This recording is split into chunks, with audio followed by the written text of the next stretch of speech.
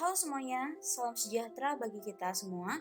Perkenalkan, nama saya Gracia Willy Ginting dengan nomor induk mahasiswa 2006112396 dari Program Studi Teknologi Industri Pertanian, Jurusan Teknologi Pertanian, Fakultas Pertanian, Universitas Riau. Video ini saya buat untuk memenuhi tugas praktikum pengawasan dan penilaian mutu mengenai 7 alat pengendalian kualitas atau disebut dengan 7 Tools Control mengenai diagram scatter. Diagram scatter. Diagram sebar atau scatter diagram ini bisa juga disebut dengan peta korelasi, yaitu grafik yang menampilkan hubungan antara dua variabel, apakah hubungan antara dua variabel tersebut kuat atau tidak, yaitu antara faktor proses yang mempengaruhi proses dengan kualitas produk. Jadi pada dasarnya, diagram ini merupakan suatu alat interpretasi data yang digunakan untuk menguji bagaimana kuatnya hubungan antara dua variabel dan menentukan jenis. Jadi sejarahnya, teori regresi linear ini berasal dari studi yang dilakukan oleh Sir Francis Galton. Diagram scatter ini dikembangkan sehingga kesimpulan kuantitatif dan kualitatif dapat ditarik tentang data yang dipasangkan atau kita sebut dengan variabel.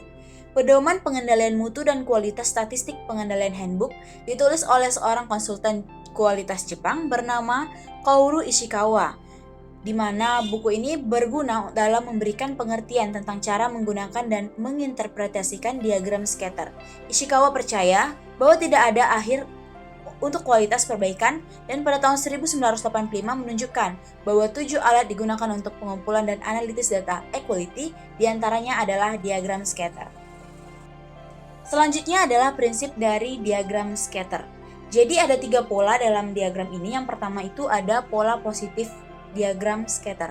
Jadi pola positif ini pola yang menunjukkan hubungan atau korelasi positif di antara variabel X dan variabel Y. Kemudian ada pola negatif diagram scatter, di mana pola ini menunjukkan hubungan atau korelasi negatif di antara variabel X dan variabel Y. Dan yang ketiga adalah pola tidak memiliki hubungan, di mana pola ini kemungkinan tidak memiliki hubungan karena tidak ada kecenderungan nilai-nilai tertentu pada variabel X terhadap variabel Y.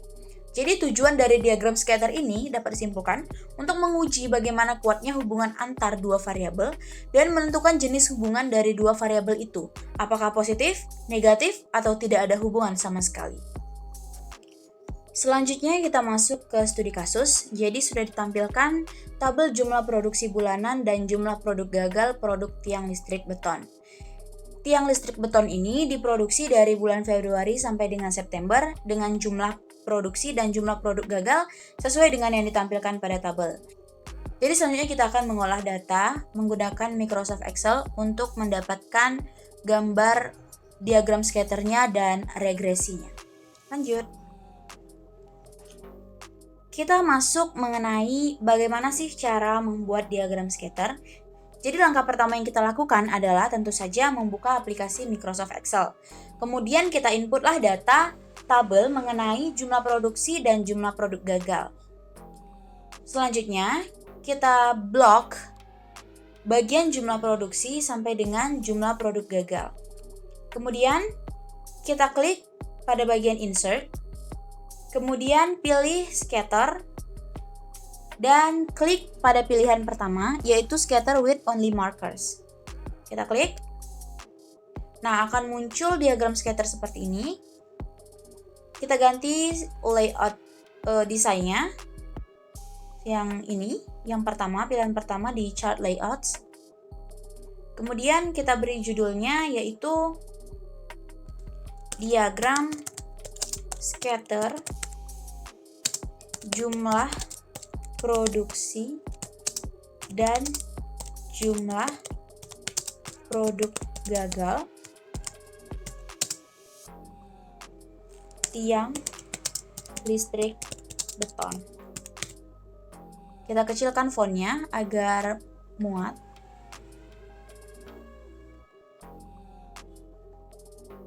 Selanjutnya, yang sebagai sumbu X itu adalah jumlah produksi. Bisa kita tulis jumlah produksi bulanan. Dan yang sumbu Y ini adalah jumlah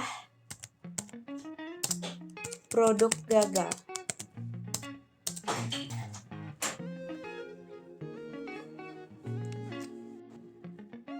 Selanjutnya kita akan menampilkan nilai regresinya, yaitu dengan cara kita klik dulu diagram scatter tadi, kemudian kita klik layout, kemudian kita pilih trendline,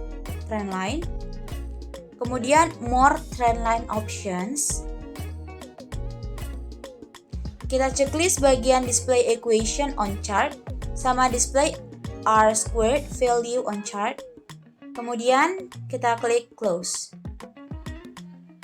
Maka kita dapatkan nilai regresinya yaitu 0,5537.